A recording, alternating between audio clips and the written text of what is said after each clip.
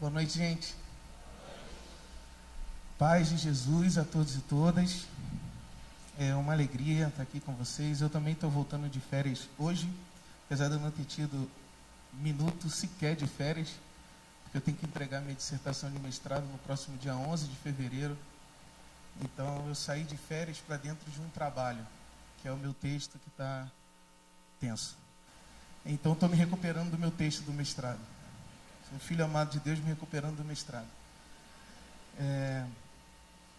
Nós, por dois momentos aqui no nosso encontro, nos referimos a duas expressões que eu gostaria de conectar na fala dessa noite. A primeira expressão foi autoavaliação. Nós reconhecemos que podemos, de alguma forma, olhar para nós mesmos e, de alguma forma, analisar, avaliar aquilo que está se passando na nossa intelectualidade, nas nossas emoções, nos nossos corpos. Nós sabemos que podemos interpretar aquilo que está acontecendo com a gente. Esse é o primeiro dado. O segundo dado é que nós também admitimos o mundo pecaminoso como ele é. E a minha questão, ou a minha reflexão, passa pela nossa dificuldade de conectar o mundo pecaminoso como ele é, no momento em que a gente está avaliando principalmente a nossa dor ou o nosso sofrimento. Essa é a minha questão.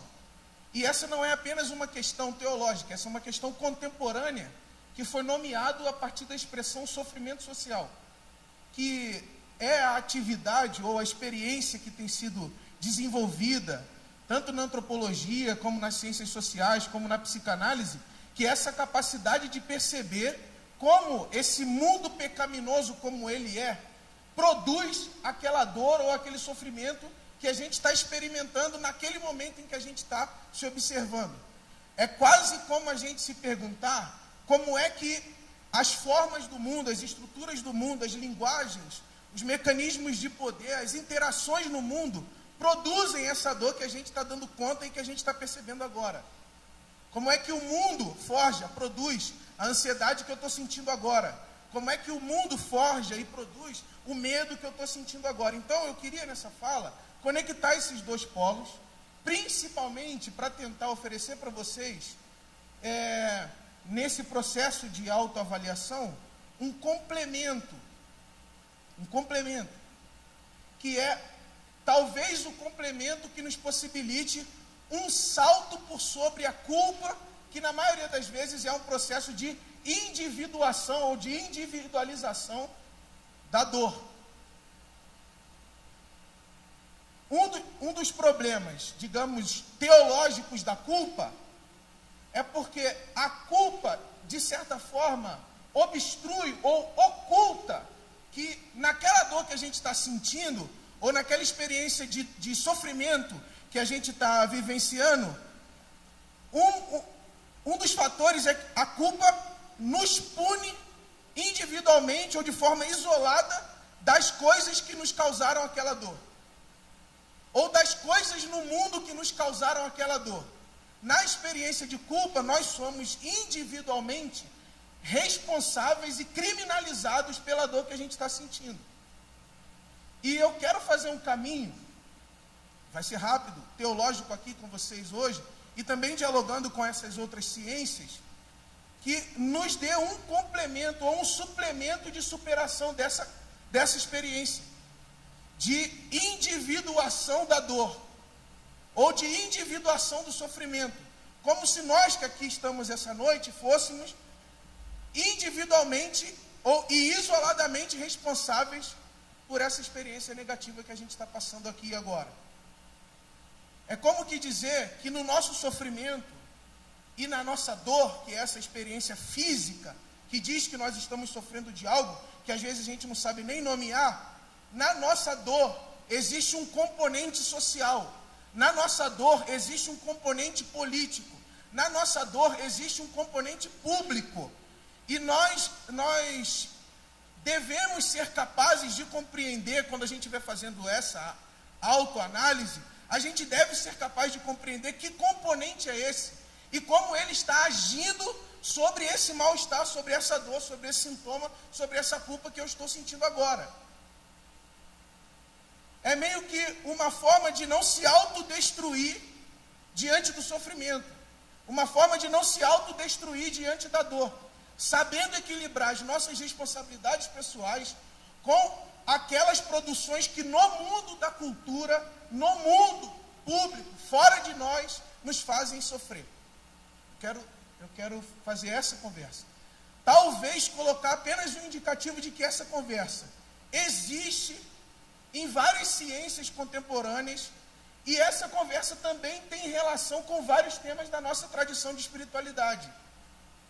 Por exemplo, quando o Antigo Testamento fala sobre uma experiência de fé que é produzida de dentro de uma experiência de escravidão, de dentro de uma experiência onde você está sob trabalho forçado, onde você tem o seu corpo explorado pela dor de uma escravidão, e a fé emana dali como um grito, essa tradição do Antigo Testamento, vinculada ao Êxodo, está dizendo que existe um povo que é capaz de gerar uma fé que se manifesta contra uma estrutura do mundo que está lhe violentando. Existe um povo que é capaz de sentir e experienciar uma fé que é capaz de se revoltar contra um mundo que está lhe infringindo dor. Não sei como, talvez, alguém de nós aqui já passou por alguma experiência de escravidão. O que eu quero ressaltar é que na experiência de escravidão existe um componente que não participa necessariamente da sua responsabilidade, que é o quê? A imposição que um outro, que um alguém, que um poder, que uma força fora de você causa sobre você, contra você. Ser escravo é não conseguir reunir forças eventuais, circunstanciais, para resistir a uma outra vontade. O escravo é aquele que em nenhuma ocasião consegue dizer um não bem-sucedido. Ele não consegue negar aquela força que está oprimindo, mas aquela força que machuca, que maltrata, que constrange, está fora. Tem a ver com como se organiza o cotidiano dele por uma outra mentalidade, por uma outra pessoa, por uma outra vontade. É esse ponto que eu quero ressaltar. Sim, todos e todas nós somos responsáveis por aquilo que nós produzimos no mundo e pela dor que rebota contra nós nesse momento aqui de criação de vida e de sobrevivência. Sim, mas nessa dor existe um componente que nós nem sempre e quase nunca conseguimos controlar, que é o componente, esse componente estrutural fora. Estrutural fora. Dos Anjos, por que você está dizendo isso? Porque, na minha opinião, e eu posso usar um termo teológico aqui para elaborar essa questão, na minha opinião, uma das maiores virtudes diabólicas associada ao nosso sofrimento é a gente se culpar isolada e individualmente por aquilo que está acontecendo com a gente, vírgula, sem a autonomia e a força suficiente para identificar que não, isso daqui não é culpa minha, isso daqui tem a ver com o mundo do trabalho onde eu estou envolvido, isso daqui tem a ver com o mundo pornográfico que pressiona contra e sobre mim, isso daqui tem a ver com uma estrutura de corrupção de sociedade que pressiona contra mim, sobre mim. Na maioria das vezes a gente soma em nós, contra nós, e pune a nós mesmos, e a nós mesmas, sem dar conta de que nós estávamos enredados por uma escravidão que nos faz sentir a dor que a gente está sentindo agora, que nos faz sofrer o que a gente está sofrendo agora. Existe um componente Egito na nossa dor. Existe uma figura escravidão na nossa dor. E vocês sabem, escravidão, nesse sentido que eu estou dizendo aqui, é uma experiência física. Um sujeito, uma subjetividade, uma profundidade é colonizado e colonizada por uma vontade que ele não conhece rejeitaria se ele conhecesse que ele não concorda. É tipo assim, como é que esse pensamento veio parar em mim? Como é que esse medo veio parar em mim? Como é que essa angústia veio parar em mim? Como é que essa vontade que eu desconheço, que eu abomino, veio parar em mim? Então, o que eu quero adicionar à sua reflexão é que, às vezes, há um vetor de vontade no mundo que agiu contra você, e isso aconteceu contigo, isso veio parar em você. Essa ansiedade veio parar em você porque você estava num ambiente de trabalho horrível, num ambiente de trabalho opressor, num ambiente de trabalho violento, e isso agiu contra você, e você se pegou com taquicardia, sem conseguir dormir. Você estava lá naquele mundo, e aquele mundo, opressão é isso, opressão tem esse sentido, de uma vontade ulterior, além, que age, e que age, às vezes sem pedir licença, às vezes sem dialogar contigo sobre a possibilidade de colonizar a sua subjetividade, de colonizar o seu sentimento. Ela não pergunta para você se você quer ter taquicardia, se você quer perder o sono. Ela simplesmente te coloniza, porque esse vetor não foi produzido na sua vontade. Esse vetor foi produzido no mundo que te circunda. Um sujeito que deprimiu pela força de uma sociedade racista, ele não deprimiu porque ele tem culpa de ser negro. É uma boa ilustração. Uma mulher que deprimiu por ser violentada por anos, numa sociedade que de certa forma relativiza esse tipo de violência específica, ela não tem culpa da sua condição de mulher ser violentada naquele mundo. Então ela não pode vetorizar sobre ela a culpa de ter sido violentada. Isso que eu quero dizer. E o que eu quero dizer, eu estou dizendo isso porque na nossa tradição, esse componente de um mundo que coloniza, de um mundo que violenta e de um mundo que faz sofrer, está presente desde o berço fundamental da nossa fé, que é o Egito. Libertar-se é conscientizar-se escravo, ou seja, submetido a uma outra vontade, clamar a uma outra vontade que não é a vontade do opressor, ser visitado por essa outra vontade que não é a vontade do opressor, e experienciar uma força de fé que faz com que você irrompa aquele mundo, saia de dentro daquele mundo, saia de dentro daquela circunstância, saia de dentro daquele lugar. Então, na experiência de libertação, existe um componente fundamental que é o componente de ruptura, de fuga, de saída de dentro de um lugar, de dentro de uma experiência, de dentro de uma vivência onde você está sendo violentado. Por quê?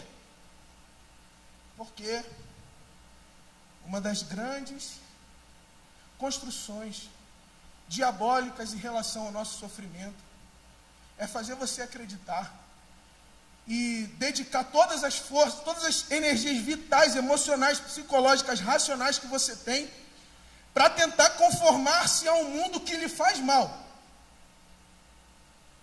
E se você não conseguir, você será o culpado por não se conformar àquele mundo que lhe faz mal. Se você não conseguir se adequar àquela estrutura de escravidão chamada Egito, dito de outra forma, se você não aceitar a sua condição, entre aspas, natural de escravo, se você não aceitar que você existe, porque Deus quis que você fosse colonizado e violentado daquela forma, se você não aceitar que você existe, porque Deus quis que você fosse tratado como um objeto de trabalho naquele lugar, isso é culpa sua se você não aceitar. Já ouviram isso de outras formas? Eu já ouvi isso. Você já ouviu isso?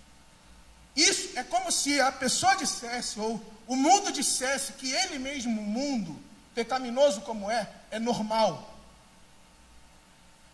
Dito de outra forma, não há patologias no mundo. Só há patologias em você que não conseguiu se adequar ao mundo. Não somos nós aqui que impomos a você uma jornada de trabalho violentíssima, desagradável, que estamos errados.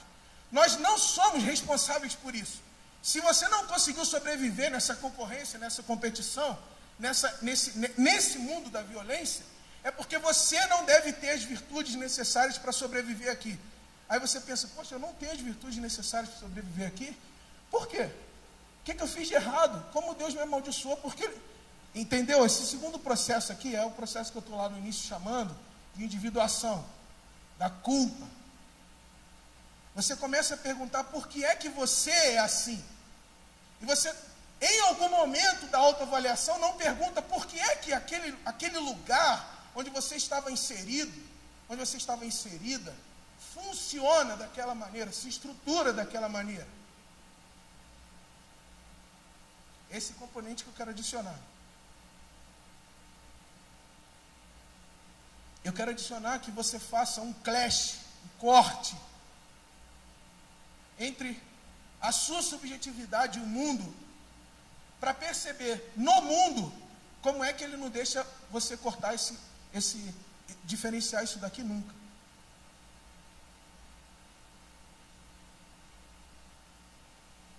A autoavaliação e o mundo pecaminoso. A segunda história que eu queria contar, para mostrar para vocês como é que isso está na nossa tradição há muito tempo, até porque a religião e a espiritualidade sempre foram a linguagem e a experiência fundamental para tratar dessas experiências de dor e de sofrimento, muito antes da linguagem técnica, da linguagem médica, da linguagem psicológica, formal, científica aparecer. Eram os discursos da religião, as linguagens da religião, que ajudavam o sujeito a se colocar nessa complexidade. Então, para retomar um pouco dessa sabedoria, desse conhecimento, dessa inteligência, eu queria lembrar para vocês o texto do Evangelho de Mateus, capítulo 11, que é a minha segunda história. Jesus está dizendo, a partir do versículo 20, e eu queria que você fizesse uma leitura imagética comigo. Eu queria que você produzisse as imagens que eu vou narrar a partir desses textos. E tentasse colocar essas imagens nessa relação sujeito, subjetividade e mundo. Mundo no sentido da sociedade, das estruturas que a gente cria no mundo para dar conta da nossa organização dele. Em capítulo 11 do Evangelho de Mateus, versículo 20. Então, Jesus começou a denunciar as cidades.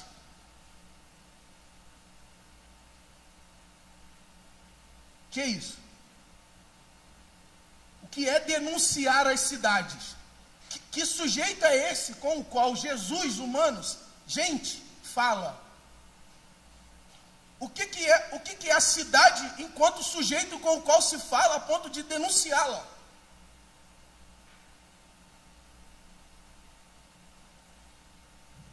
As cidades em que havia sido realizadas a maioria dos seus milagres, porque não se arrependeram.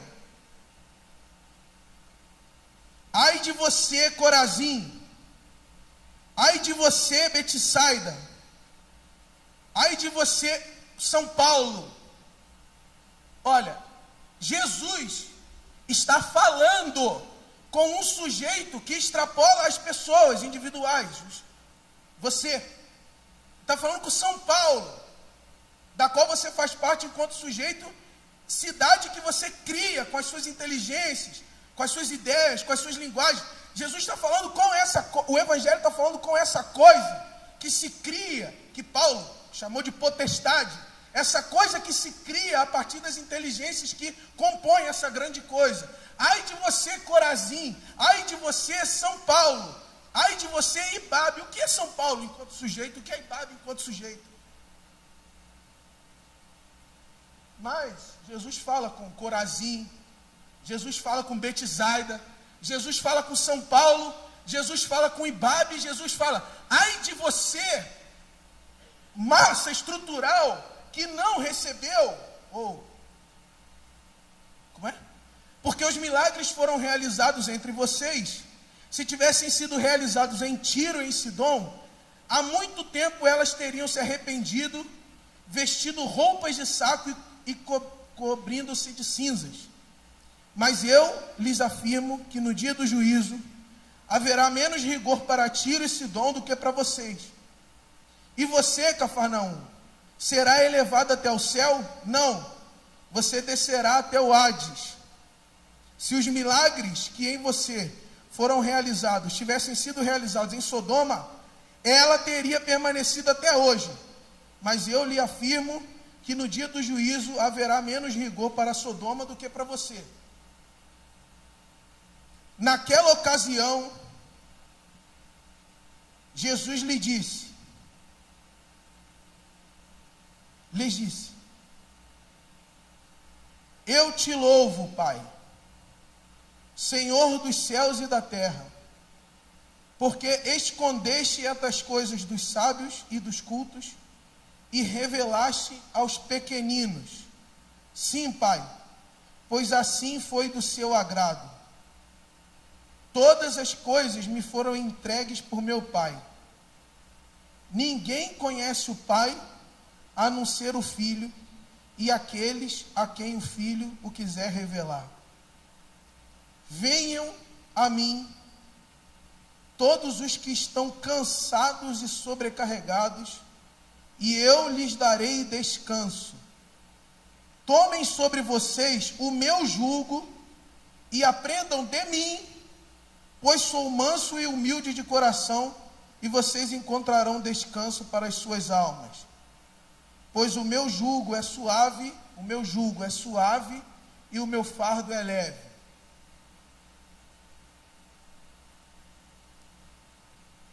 O que é jugo?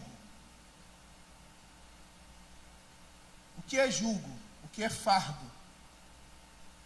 Por que é que Jesus está dizendo que existe uma coletividade, existe uma comunidade chamada, que ele chama de pequeninos, existe um ajuntamento, existe um corpo coletivo que ele chama de pequenino, que está cansado, que está sobrecarregado. E o que é jugo e o que é fardo? Então, jugo é aquilo que um mestre da lei, que um doutor da lei, que um sábio acumula enquanto processo de interpretação das escrituras. É como se fosse assim: se você chegasse a uma interpretação do Evangelho de Mateus e toda a comunidade celebrante reconhecesse que a sua interpretação do Evangelho de Mateus, para ela, comunidade celebrante, faz sentido, e você é um intérprete reconhecido por uma comunidade, você tem um jugo, você tem uma interpretação que é reconhecida por uma comunidade, e essa interpretação é crida por essa comunidade como uma interpretação que faça sentido. Porque, voltando um pouquinho na história, nós estamos falando do judaísmo, que é uma religião de interpretação, onde se desenvolvem sabedorias e pessoas são guiadas por meio dessa lógica de interpretação e construção de sabedoria. Quando um determinado rabino, quando um determinado mestre na lei chega à construção de uma sabedoria, de uma interpretação, de uma inteligência, de uma linha interpretativa sobre a Torá, disse que ele tem um jugo.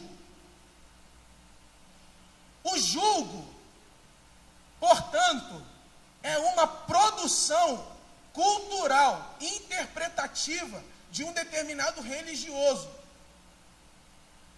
Ele pode ter um jugo sobre o Evangelho de Mateus, ele pode ter outro jugo sobre o Evangelho de Mateus, o Lucas pode ter outro jugo sobre o Evangelho de Mateus, porque como eles estão dentro de uma religião que parte da lógica da interpretação, eles estão o tempo inteiro produzindo conhecimento, produzindo interpretações, produzindo julgos. Eu quero que vocês olhem para esse texto da seguinte perspectiva. Bom, se existe, Juliano, um sábio, um mestre da lei, produzindo um conhecimento sobre a lei, sobre a Torá, e isso é reconhecido como um jugo, o que está em questão aqui é o seguinte: o que o mestre da lei cria enquanto cultura pode produzir cansaço, sobrecarga e violência contra mim. De outra forma, é possível interpretar a lei e produzir uma interpretação que cause sofrimento, que cause cansaço, que cause dor, que cause estafa em você. É possível que eu crie uma ideia de Deus, uma ideia da Bíblia, e eu comece a agir sobre você com essa interpretação, te causando cansaço. O que está em questão aqui, em relação ao tema que eu estava falando, é o seguinte: eu crio uma linguagem, e essa linguagem criada, religiosa criada, começa a criar cansaço, sobrecarga, dor, sofrimento sobre o outro. Então, quando Jesus diz, vinde a mim, todos os que estão cansados e sobrecarregados, ele não está dizendo, vinde a mim, você que está cansado e sobrecarregado por ser quem você é. Ele está dizendo, vinde a mim, você que está cansado e sobrecarregado por ter experimentado sobre os seus ombros um jugo que alguém criou.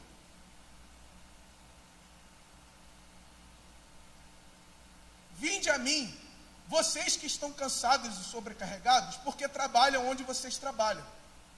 Vinde a mim, vocês que estão cansados e sobrecarregados, porque vão na igreja onde vocês vão. Vinde a mim, vocês que estão cansados e sobrecarregados, porque sobre vocês foi colocado uma inteligência, um saber, um conhecimento que maltrata, que desgasta, que violenta. A relação que eu quero reforçar é essa. Alguém produz algo, conhecimento, uma ideia, um saber, e isso se manifesta na sua direção. Isso te cansa, isso fustiga, isso maltrata. Essa cultura, essa produção cultural faz sofrer.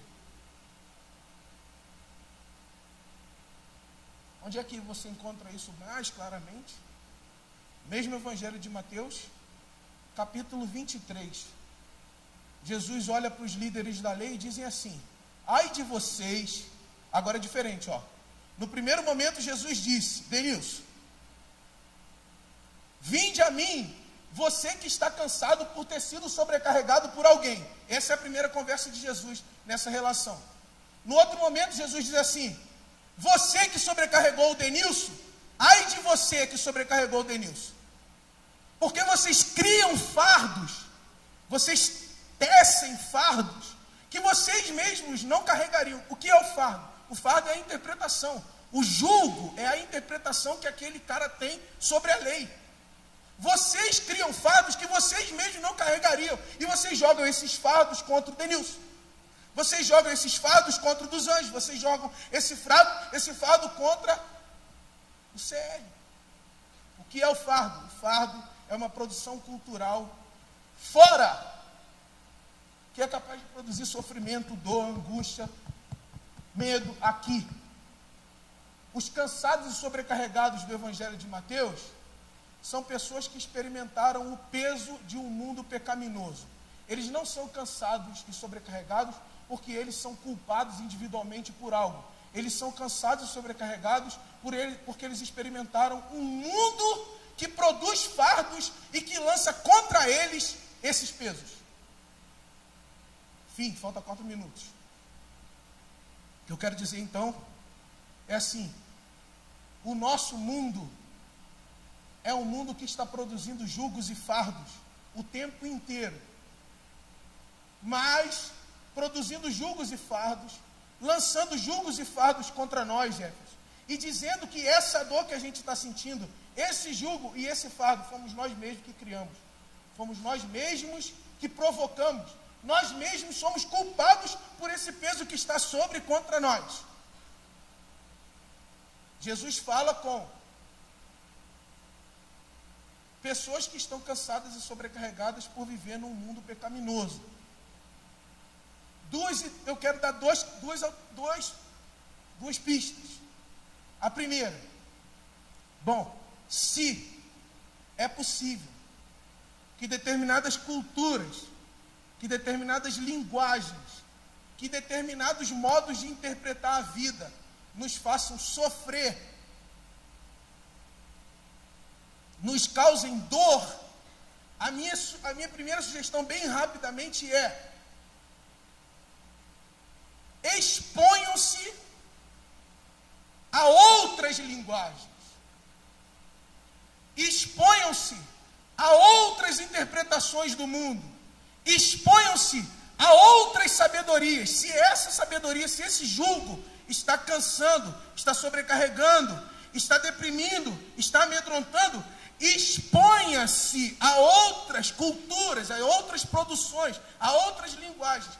Especificamente, eu estou dizendo, exponha-se ao Evangelho, porque o Evangelho, ao dar outra interpretação para o seu cotidiano, para a sua vida, tirará de sobre você esse fardo que outras perspectivas de mundo impuseram. Minha primeira ideia é essa. Exponha-se ao Evangelho. Exponha-se à perspectiva de mundo que o Evangelho cria. Nas palavras do Evangelho de Mateus, vinde a Jesus, porque o fardo de Jesus é leve. Vinde a Jesus, porque o meu fardo é leve. O meu jugo, ou seja, a minha interpretação do mundo e da vida é suave. E o meu fardo é leve.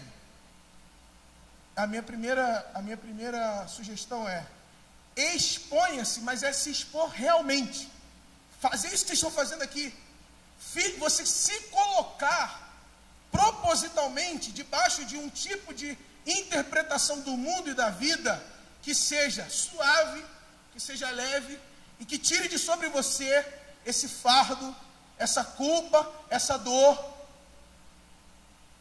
essa violência. Primeira ideia é essa. Então movimente-se de forma a se expor. A segunda é: encontre uma comunidade que dispa essas interpretações de cima de você. Conviva com pessoas que não reforcem sobre você e contra você a sua dor e o seu sofrimento. Conviva com pessoas que, ao invés de repetir sobre você e contra você aquilo que te causa dor e que te causa sofrimento, encontra outras palavras para dizer sobre você que, como diz Mário Quintana, suspenda a gravidade da vida.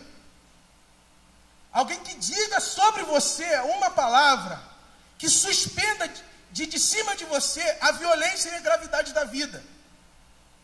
O que tem sido largamente identificado atualmente é que nós precisamos de comunidades que nos ajudem a interpretar a vida de modo a tirar sobre os nossos ombros as violências que o mundo tem produzido contra nós.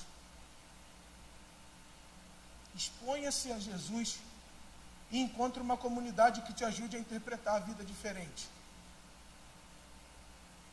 Uma comunidade que te ajude a interpretar a vida diferente. Vinde a mim, vinde a Jesus, vinde à comunidade de Jesus, todos os que estão cansados e sobrecarregados, que eu vos aliviarei. E tomai sobre vós o meu jugo, porque o meu jeito de interpretar a vida é suave, e o meu fardo, que é o meu próprio conhecimento, é leve. Não vai pesar sobre vocês conviver com o Deus da libertação em Jesus de Nazaré. E nós sabemos que estamos convivendo com Deus da libertação em Jesus de Nazaré quando nós convivemos num mundo onde a palavra das pessoas tira sobre nós o peso. Tira de sobre nós a opressão na palavra de Jesus e na palavra da comunidade. É isso. Deus abençoe vocês. Em nome de Jesus, amém. Vamos orar. Vamos orar.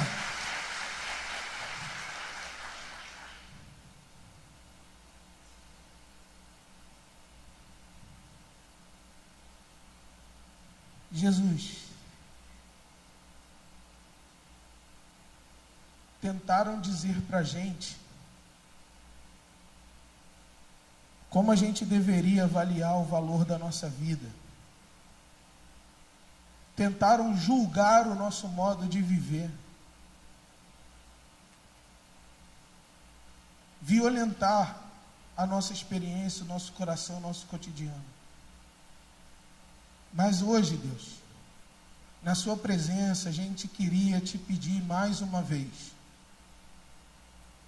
diga sobre nós as suas palavras, suaves, leves, e nos liberte, Jesus, daqueles aprendizados, daquelas culturas, daqueles conhecimentos que, produzidos no mundo pecaminoso, nos fizeram sofrer. Jesus, sopre nos nossos ouvidos as suas palavras, mais uma vez, diga sobre nós, diga na nossa direção, aquelas palavras que nos libertam. Interprete o mundo para a gente, Jesus. Nos ensine a viver, Jesus. Nos ensine a dizer, Jesus. Ponha sobre nós o seu jugo, o jugo da liberdade, o jugo da libertação, da graça e da salvação. Ponha sobre nós as suas palavras, Jesus. É em seu nome que a gente ora. Amém. Amém. Deus abençoe, gente. Um grande beijo.